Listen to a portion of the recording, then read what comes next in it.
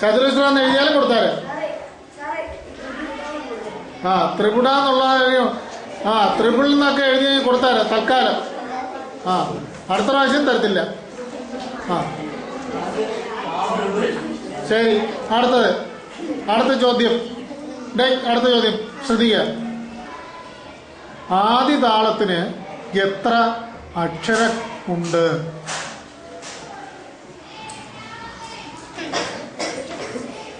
ആദ്യ താളത്തിന് എത്ര അക്ഷരങ്ങളുണ്ട്? പേന താഴ്ത്തി വയ്ക്കുക.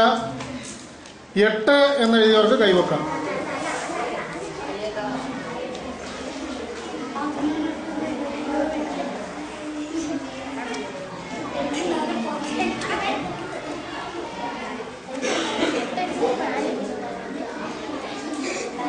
ശരി, എടുക്കുക പേന.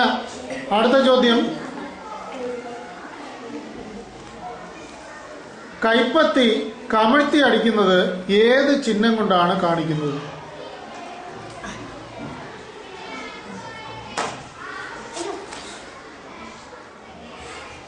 പേന താഴ്ത്തി വയ്ക്കുക. ഗുണം എന്നെഴുതിയവർക്ക് കൈവക്കാം. ഗുണം എന്നുള്ള ചിഹ്നം ഇട്ടാൽ മതി. ഗുണം എന്ന് പറയുന്ന ചിഹ്നം ഇട്ടാൽ മതി. ഗുണം എന്ന് പറയുന്ന ചിഹ്നം ഇട്ടാൽ മതി.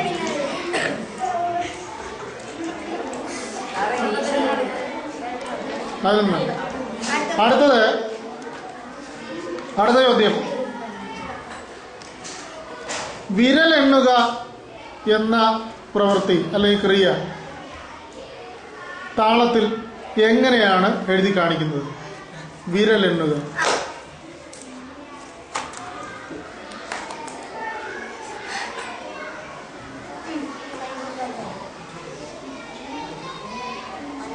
പേന താഴ്ത്തി വയ്ക്കുക. 1, 2, 3 എന്നെഴുതിയവർക്ക് കൈവക്കാം.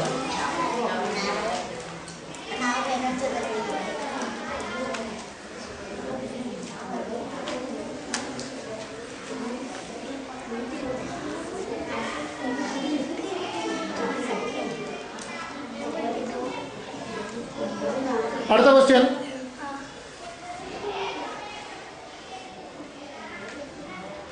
താളത്തിൽ ശരി എന്ന ചിഹ്നം കണ്ടാൽ എന്തു ചെയ്യണം? ഒരു താളം എഴുതി കാണിച്ചാൽ അതിൽ ശരി എന്ന ചിഹ്നം ഇട്ടാൽ എന്ത് ചെയ്യണം?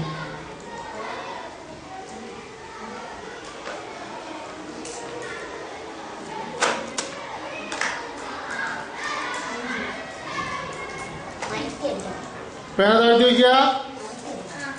വീശെന്നോ വീശണമെന്നോ ഒക്കെ എഴുതിയിട്ടുള്ളവർക്ക് മാർക്ക് കൊടുക്കാം.